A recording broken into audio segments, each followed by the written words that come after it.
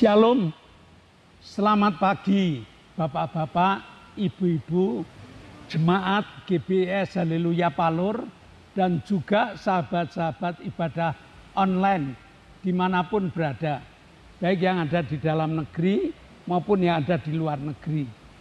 Pagi hari ini, mari kita satukan hati, kita siapkan pikiran kita supaya kita dapat menikmati berkat firman Tuhan. Mari kita berdoa. Bapa, kami mengucap syukur pagi yang indah Kau berikan pada kami, kesehatan, kekuatan Kau curahkan kepada kami, sehingga kami dapat menikmati berkat-berkat pemberian-Mu. Dan saat ini Bapa, kami menyiapkan hati kami menyiapkan segala keberadaan kami untuk belajar tentang firman-Mu. Maka biar Roh Kudus saat ini turun di tengah-tengah kami, memberikan pencerahan kepada kami, ayat demi ayat yang kami baca, sehingga kami dapat menikmati kemurahan dan kuasa-Mu yang Kau curahkan bagi kami. Terima kasih Bapa, dalam nama Yesus kami telah berdoa dan mengucap syukur. Yang percaya katakan amin. Shalom Bapak Ibu, kita saat ini tepat memperingati kemerdekaan RI yang ke-80. Nah, Bapak Ibu pernah mendengar yel merdeka atau mati? Tahukah Bapak Ibu dan Saudara sejarah semboyan merdeka atau mati itu? Semboyan itu merupakan semboyan yang muncul saat Bung Tomo berpidato untuk mengobarkan semangat para pejuang, terkhusus Surabaya, untuk menghadapi tentara Inggris. Semboyan itulah yang membakar semangat perlawanan 10 November 1945. Memang Indonesia sendiri telah merdeka tanggal 17 Agustus 1945. Tetapi Belanda ingin mencoba masuk membonceng tentara sekutu. Tentara Inggris yang mendarat ke Surabaya pada waktu itu ingin melucuti, memberikan ultimatum kepada rakyat supaya rakyat menyerahkan senjata-senjata yang telah diambil dari tentara Jepang. Senjata itu diminta. Rakyat suruh berbaris dengan tangan di atas, artinya menyerah. Namun alih-alih menyerah, rakyat justru melawan dengan sengit. Salah satu pemicunya adalah pidato Bung Tomo melalui saluran radio yang mengingatkan rakyat untuk lebih baik hancur lebur daripada kehilangan kemerdekaan. Disitulah muncul merdeka atau mati. Nah, hari ini negara kita merayakan hari kemerdekaan yang ke-80. Apa kata firman Tuhan kepada kita? Tuhan ingin juga meneriakkan ya, merdeka atau mati. Pilihan yang tegas. Ya, dan sadar atau tidak sadar, pakai merdeka atau mati itu harus kita pilih. Merupakan satu pilihan yang tegas. Mari kita buka Galatia 5 ayat 1. Galatia 5 ayat 1. Supaya kita sungguh-sungguh merdeka, Kristus telah memerdekakan kita. Karena itu berdirilah teguh dan jangan mau lagi dikenakan kuk perhambaan. Ayat ini sangat tegas mengatakan bahwa Kristus telah memerdekakan kita melalui penyalipannya di kayu salib. Apakah jemaat sudah ngerti dan sudah menikmati hasil kemerdekaan itu? Jangankan menikmati, sadar bahwa kita merdeka saja kadang-kadang belum ngerti. Ya, ayatnya memang mengatakan kita telah dimerdekakan oleh Yesus. Tetapi berapa banyak jemaat yang belum ngerti bahwa dia itu dimerdekakan. Oleh sebab itu, mari kita periksa diri agar kemerdekaan yang Yesus lakukan dapat dimengerti dan dapat dinikmati. Ada dua kemerdekaan yang harus kita mengerti. Yang pertama, dimerdekakan dari dosa dan upahnya. Dimerdekakan dari dosa dengan upah dosanya. Upah dosa ialah maut. Dan maut inilah yang telah diselesaikan Yesus di kayu salib. Sehingga Yesus berkata, Markus 16 ayat 16. Siapa yang percaya dan dibaptis akan diselamatkan. Tetapi siapa yang tidak percaya akan dihukum. Nah, khotbah hari ini menyadarkan kita bahwa kita adalah kelompok orang-orang yang sudah diselamatkan. Kita adalah orang-orang yang sudah dimerdekakan. Merdeka dari tindasan setan yang selalu memberikan bisikan agar kehidupan kita ini dihantui dengan ketakutan, kekhawatiran. Nah, ini yang perlu kita mengerti, ini yang perlu kita hayati, bahkan ini yang perlu kita nikmati betul. Bahwa dengan kemerdekaan yang Tuhan berikan itu, berarti ketakutan dan kekhawatiran juga harus lenyap dalam hidup kita. Kematian dan kebangkitan Yesus memberi jaminan kehidupan pada orang-orang percaya kepada Yesus. Sayangnya masih banyak orang-orang yang tidak ngerti, sehingga belenggu ketakutan dan belenggu kekhawatiran selalu membebani dalam hidupnya. Maka firman Tuhan mengatakan supaya kamu sungguh merdeka. Jadi perlu kita mengerti bisikan setan dengan ketakutan dan kekhawatiran itu terus-menerus dibisikkan supaya kemerdekaan yang sudah kita miliki ini tidak dinikmati. Padahal Tuhan memberikan jaminan-jaminan supaya manusia hidup yang percaya kepada Yesus, ketakutan dan kekhawatiran harus lenyap dalam kehidupannya. Apa yang ditakutkan? Angin ribut, Tuhan mampu untuk meneduhkannya. Kekurangan, Tuhan telah selesaikannya dengan memberikan kepada kita, Allah lakukan mencukupi. Sakit penyakit, Yesus mengatakan oleh bilur-bilurnya kamu telah sembuh.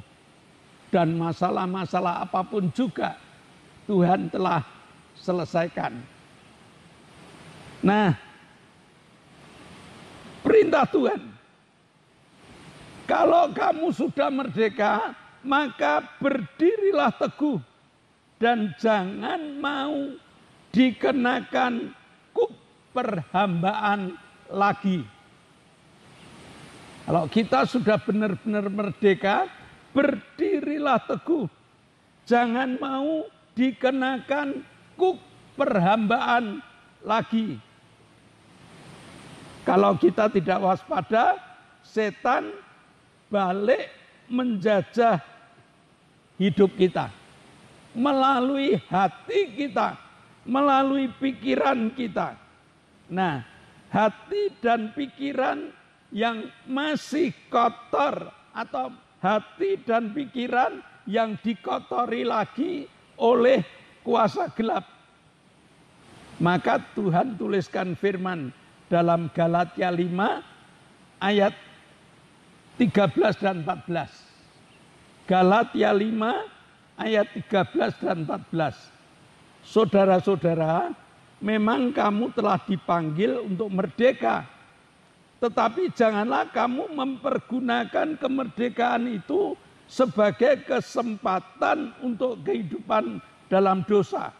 Melainkan layanilah seorang akan yang lain oleh sebab kasih.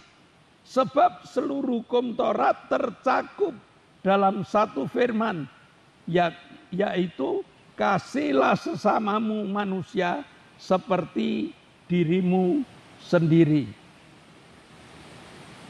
Kita diingatkan, kita dipanggil untuk merdeka. Kita dipanggil untuk melepaskan segala ketakutan dan kekhawatiran dalam hidup kita. Tetapi Tuhan ingatkan, jangan balik. Kita memang sudah merdeka, tapi jangan mempergunakan kemerdekaan itu dengan sesuka hati. Dengan hal-hal yang tidak baik. Iblis bisikan pada hati kita, pikiran kita yang dikotori lagi dengan ketakutan dan kekhawatiran. Maka Tuhan katakan, engkau memiliki kemerdekaan yang telah dibayar lunas oleh Tuhan kita Yesus Kristus. Nah, firman ini memberi peringatan kepada kita tentang kita harus sungguh-sungguh merdeka dan sungguh-sungguh menerapkan kemerdekaan itu. Penerapan kemerdekaan dengan apa? Menerapkan kasihlah sesamamu manusia seperti dirimu sendiri. Ini bukti kalau kita merdeka. Ya, bukti kalau kita merdeka, kita bisa mengasihi sesama kita seperti diri kita sendiri. Orang merdeka adalah orang yang tidak iri terhadap orang lain. Orang merdeka adalah orang yang tidak menjatuhkan orang lain. Orang merdeka adalah orang yang tidak merendahkan orang lain. Praktek ini yang harus kita tampilkan. Sehingga ada perbedaan antara mereka-mereka yang belum merdeka. Mereka-mereka yang belum merdeka itu hanya mencari kesalahan orang lain. Mereka-mereka yang belum merdeka itu menyombongkan dirinya. Mereka-mereka yang belum merdeka itu mereka selalu berbuat tidak menyenangkan hati orang. Tetapi kita yang sudah merdeka harus menggunakan kemerdekaan kita. Nah, oleh sebab itu sebaliknya orang yang merdeka berusaha menolong dan membantu orang lain. Tadi saya katakan, ya. Jadi orang merdeka adalah orang yang berusaha menolong dan membantu orang lain. Sehingga hari ini tepat sekali, merdeka atau mati. Kalau kita merdeka, pribadi kita diperbarui oleh Tuhan. Kalau kita tidak merdeka, kita pilih mati, dijajah dengan dosa, maka kita akan balik pada hidup lama kita. Hari ini Tuhan ingatkan bahwa kita telah dimerdekakan. Dan jika kita sadar, kita memiliki tindakan-tindakan yang pertama tadi, tidak iri terhadap orang lain, tidak menjatuhkan orang lain, dan tidak merendahkan orang lain. Mari kita berdoa. Bapa, kami mengucap syukur. Engkau Allah yang luar biasa, yang memberi kesempatan kepada kami untuk menikmati kemerdekaan dalam hidup. Merdeka dari rasa takut, merdeka dari rasa khawatir. Karena Engkau telah memberikan jaminan kepada kami. Terima kasih Bapa, meteraikan firman-Mu dalam hati, jiwa, dan roh kami. Dan dalam nama Yesus kami berdoa dan mengucap syukur. Amin. Nah Bapak Ibu, sebelum kita berpisah satu dengan yang lain, ada beberapa pengumuman yang perlu kita ikuti bersama. Yang pertama, GBIS Haleluya Palur sudah mengadakan ibadah on-site atau ibadah tatap muka dengan jadwal Minggu pagi jam 7 itu untuk anak-anak sekolah minggu. Minggu jam 9 untuk umum atau ibadah raya. Sedangkan tiap hari Selasa ada ibadah pendalaman Alkitab yang dimulai jam 6 sore. Sedangkan hari Jumat ada 2 kegiatan. 1, kegiatan permata, persekutuan rumah tangga. Persekutuan rumah tangga ini sudah memiliki nama Joyful Blessing. Mereka bersaksi bahwa setiap anggota dari persekutuan rumah tangga itu punya satu semboyan sukacita dan diberkati. Lalu yang kedua, ada kegiatan cabang yang dimulai jam 6:30 sore. Sedangkan tiap hari Sabtu ada ibadah kaum muda. Youth punya kegiatan. Namanya Revive Generation.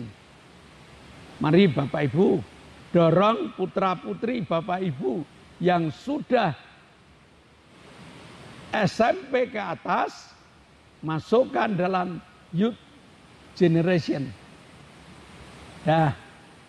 Dan juga ibadah online masih terus dilakukan karena ibadah online ini merupakan sarana sebagai penginjilan dari gereja kita. Doakan supaya krunya sehat, krunya semangat, tempat-tempat yang kita gunakan itu terberkati dan penginjilan dapat terus berjalan. Mari kita tutup di dalam doa. Kami bersyukur Bapa, Engkau telah pimpin kami untuk belajar firman-Mu. Engkau menguatkan iman kami dengan firman-Mu. Kami berdoa untuk hamba-Mu, berkati.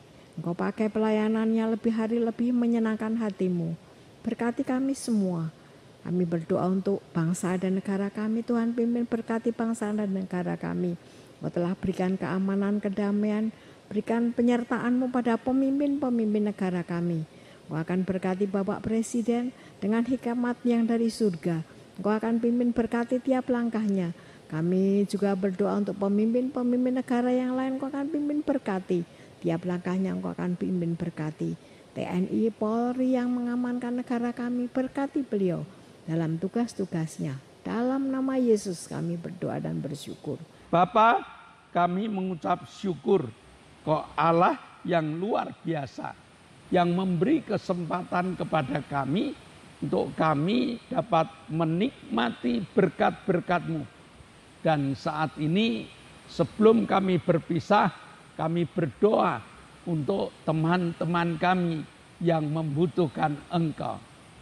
Kami berdoa untuk Ibu Gito, berdoa untuk Ibu Mintarsih, berdoa untuk Ibu Arin, berdoa untuk Ibu Mariati, berdoa untuk Pak Ngadiman, berdoa untuk Pak Petrus Sutresno, berdoa untuk Ibu Sarah, berdoa untuk Margareta, berdoa untuk Bapak Ishak, jamaah Tuhan. Mereka membutuhkan bilur-bilur-Mu. Dan dengan iman dalam nama Yesus, jadilah sembuh. Demikian juga Hafid, keluarganya berdoa supaya Hafid bertobat dan menjadi murid Kristus yang luar biasa. Terima kasih Bapak. Kami bersyukur Engkau telah jamah Pak Gito, Engkau telah jamah Ibu Satinem, Engkau telah jamah Ibu Bambang, sehingga mereka pun sehat karena kemurahan-Mu. Kami juga berdoa untuk Ibu Happy yang juga sakit Tuhan, ususnya sakit. Maka pada saat kami berdoa, tangan-Mu Kau tumpangkan juga. Dalam nama Yesus, jadilah sembuh. Terima kasih Bapa. Sebentar kami akan berpisah satu dengan yang lain. Namun kami percaya Engkau ada di tengah-tengah kami. Dan Engkau membukakan tingkap-tingkap langit-Mu, mencurahkan segala berkat-Mu. Jemaat yang dikasihi Allah, kedangkanlah tangan-Mu. Nikmatilah berkat yang Allah kirimkan untuk engkau. Berkat untuk rumah tanggamu. Berkat untuk usaha pekerjaan. Berkat untuk rancangan-rancangan hidupmu. Berkat jasmani. Berkat rohani terus mengalir. Mengalir dan mengalir limpah. Sampai setiap orang yang ketemu engkau heran. Karena engkau diberkati.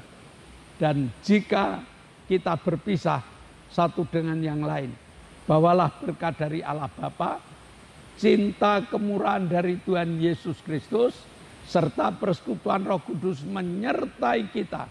Mulai hari ini sampai Maranatha, Tuhan Yesus datang yang kedua kali. Yang percaya katakan amin. Shalom, Tuhan memberkati. Bersyukur